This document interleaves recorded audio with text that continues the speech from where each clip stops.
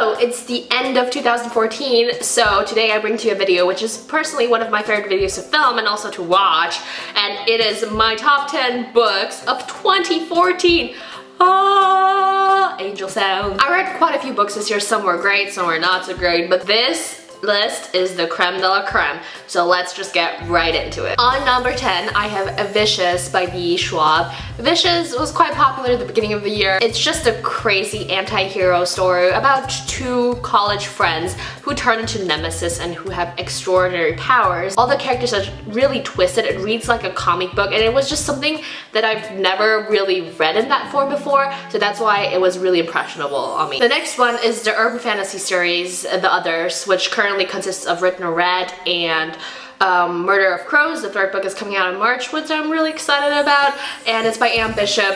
It's adult urban fantasy. It's about a girl who is a blood prophet. Whenever she cuts herself, she has prophecies, and a lot of people are after her prophecies. She flees and manages to find shelter with the indigenous people of the earth, which happen to be werewolves, shapeshifters, vampires, and some other more unconventional and supernatural beings as well. It reads very fast. There's always something happening. You get to see a lot more than just the main characters. It's a lot about community and friendship and bridging the gap between the indigenous supernatural creatures and the human beings.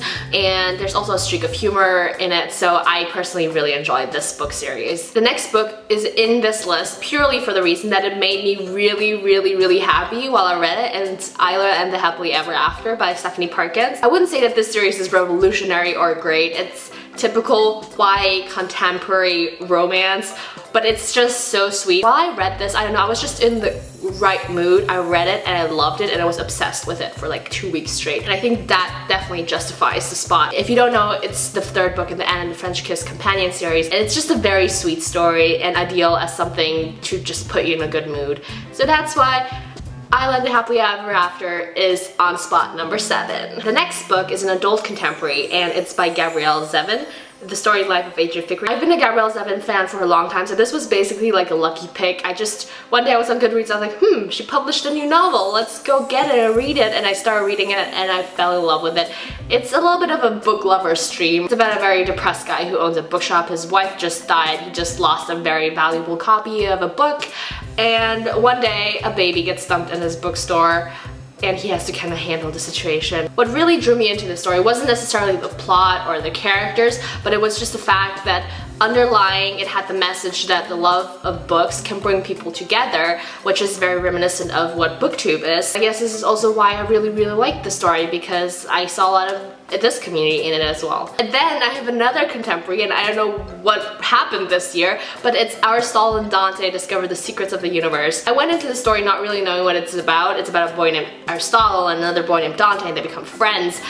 And that's it. And I think that's also it. You should just go in there and just experience the ride. It made me laugh, it made me cry, and I think that's just it, you know? That's one of the things I like most about reading, that it makes me feel all the feels. Then on spot number 5, I have Ready Player One by Ernest Cline. This is a little bit more of a science fiction-y story. It's set in the near future, where basically a lot of the happenings are set in this online world, and the creator of this world leaves back all of his fortune in form of a treasure hunt. So it's a very fun adventure story with a lot of pop cultural video games element in it, and it just made my little nerdy geeky heart blossom, so I loved it. Next, closing in, we have Heir by Sarah J. Maas, which is the third book in the Throne of Glass series. Heir, Throne of Glass, one of the best YA fantasy series out there, in my opinion. I like it a lot. I like Lena Sardothian. I like the world that Sarah J. Maas is setting up. I like just the huge plot line that she's setting up right now, and I can't wait to read the next book. And I also can't wait to read her Court of the Thorns and Roses book, her fairy tale book there. So, great YA fantasy series. If you like YA fantasy and you haven't read it yet, pick up Throne of Glass. I have to give it a chance. So the first book is a little bit weaker, but the second and the third book, perfection. Now coming to my top 3. On third spot is the Lumatere Chronicles by Melina Marchetta, which is Finnegan of the Rock, Fraud the Exiles, and Quintana of Karen. This is a YA fantasy series which almost doesn't even read like YA anymore, and it's just so good.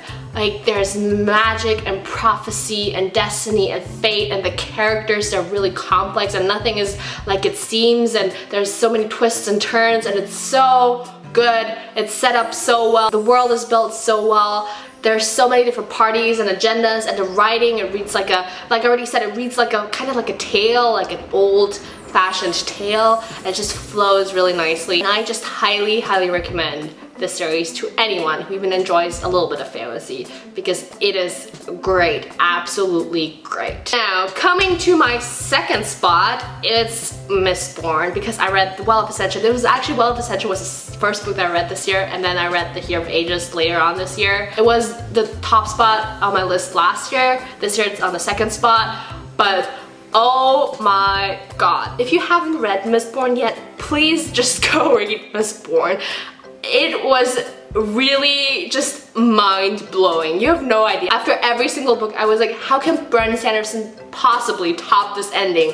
And every time he did it again and again and again.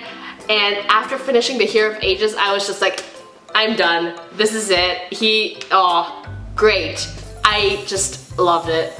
Loved it so much. I can't even express how much I loved it. And coming to my top spot, drum roll please. It's All the Light We Cannot See by Anthony Doerr. Does that surprise you? No. Well, it doesn't surprise me either. I mean, obviously it's my list. I've talked about it ceaselessly, and I love this story. It was great. It's historical fiction set in World War II. It mainly follows two characters, a German boy named Werner and then a blind French girl named Marie-Laure. They have to grow up throughout the war, and the story is just really beautiful, and you're waiting to see how their fates intertwine. And I really enjoyed the way how the author did it, because it wasn't in a way that I personally expected it to happen, and it's just beautiful and kind of heartbreaking. I think it's a story that will stick with me, and I definitely want to reread at some point.